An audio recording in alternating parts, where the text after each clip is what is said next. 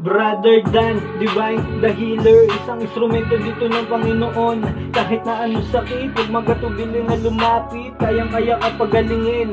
Mas mabisa ang gamutan, mabilis lang gagaling kapag malakas ang pananampalataya. Iyong paniniwala sa Diyos. Oo, yan ang ating unang isa puso. Walang imposible pag sa Kanya nagtiwala.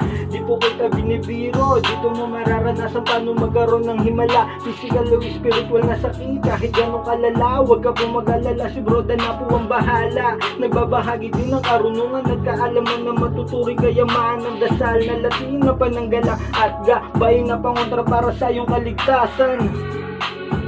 Gabi po sa inyo lahat mga kapatid, narito pong muli ang inyong lingkod, Brother Dan, upang magbagbi sa inyo ng munting kaalaman. Para tungkol sa orasyon, pamatay sa ahas, narito pong orasyon.